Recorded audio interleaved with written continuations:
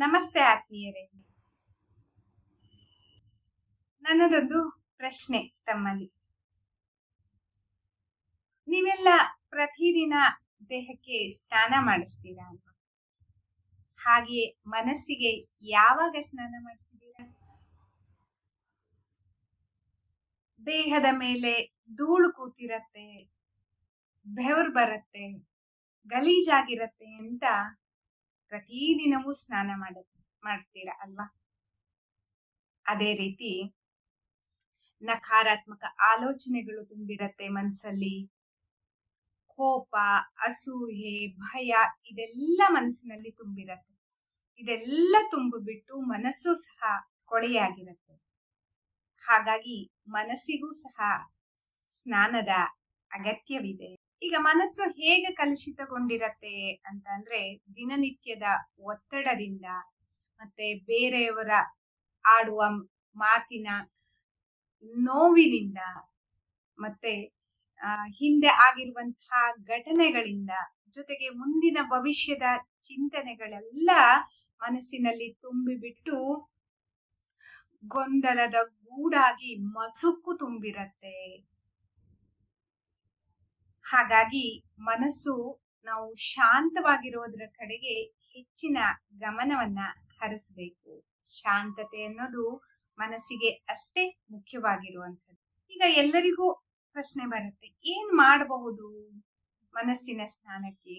ಮನಸ್ಸಿನ ಸ್ನಾನಕ್ಕೆ simple method ಅಂತ ಅಂದ್ರೆ ಧ್ಯಾನ ಮಾಡುವುದು. ಧ್ಯಾನ ಅನ್ನೋದು ಬಹಳ ಅತ್ಯುತ್ತಮವಾದ ವಿಧಾನ.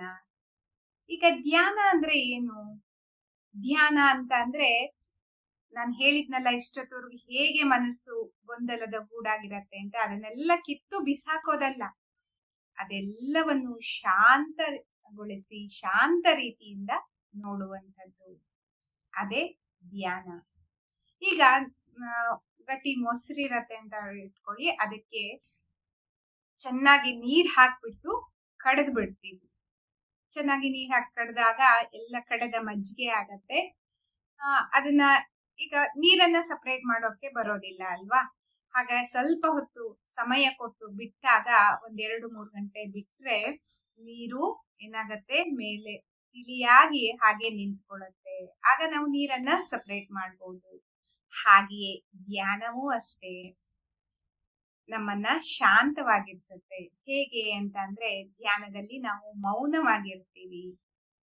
ಮೌನದಿಂದ ನಮ್ಮ ಮನಸ್ಸು ತಿಳಿಯಾಗೋದಕ್ಕೆ ಸಾಧ್ಯ ಆಗತ್ತೆ. ಧ್ಯಾನವನ್ನ ಮಾಡೋದ್ರಿಂದ ಲಾಭಗಳೇನು ಅಂತ ನೋಡೋದಾದ್ರೆ, ಧ್ಯಾನದಿಂದ ನಮ್ಮ ಮನಸ್ಸು ಶಾಂತವಾಗತ್ತೆ. ಮತ್ತೆ ಧ್ಯಾನದಿಂದ ನಮ್ಮ ಒತ್ತಡ ಕಡಿಮೆ ಆಗತ್ತೆ. ಧ್ಯಾನದಿಂದ ನಮಗೆ ಏಕಾಗ್ರತೆ ಹೆಚ್ಚತ್ತೆ. ಧ್ಯಾನದಿಂದ ನಾವು ದಿನನಿತ್ಯದ ಕೆಲಸಗಳನ್ನ ತುಂಬಾ ಚಟುವಟಿಕೆಯಿಂದ, ಖುಷಿಯಿಂದ ಮಾಡೋದಕ್ಕೆ ಸಾಧ್ಯ ಆಗತ್ತೆ. ನಂತರ ಧ್ಯಾನದಿಂದ ಮನಸ್ಸು ಸ್ವಚ್ಛವಾಗತ್ತೆ, ಸ್ಫುಟವಾಗತ್ತೆ. ಇನ್ನೊಂದು ಮುಖ್ಯವಾಗಿರೋದು, ಧ್ಯಾನದಿಂದ ನಮಗೆ ಸಮಾಧಾನ, ಶಾಂತಿ, ಸುಖ ಎಲ್ಲವೂ ಸಿಗ್ತಾ ಹೋಗತ್ತೆ. ದೇಹವನ್ನ ಸ್ವಚ್ಛಗೊಳಿಸೋದಕ್ಕೆ ನೀರು ಬೇಕಾಗತ್ತೆ, ಆದ್ರೆ ನಮ್ಮ ಮನಸ್ಸನ್ನ ಶುದ್ಧವಾಗಿ, ಸ್ವಚ್ಛವಾಗಿ ಇಟ್ಕೋಬೇಕು ಅಂತ ಅಂದ್ರೆ ಮೌನದ ಅಗತ್ಯವಿದೆ ವೀಕ್ಷಕರು.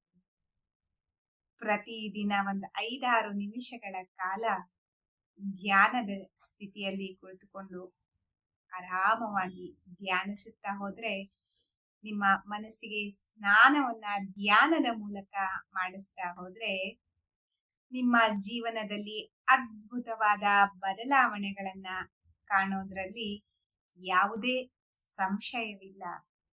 ನಾನು ಅಶ್ಯೂರ್ಡ್ ಆಗಿ ಹೇಳ್ತೀನಿ ವೀಕ್ಷಕರೇ, ನಿಮಗೆ ಧ್ಯಾನದಿಂದ ನಿಜಕ್ಕೂ ಬದಲಾವಣೆ ಸಿಗತ್ತೆ.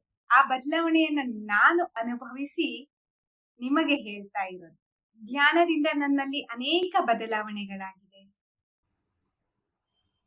ಸುಮಾರು 5 ವರ್ಷಗಳ ಕಾಲದಿಂದ ನಾನು ಧ್ಯಾನ ಸಾಧನೆಯಲ್ಲಿದ್ದೇನೆ.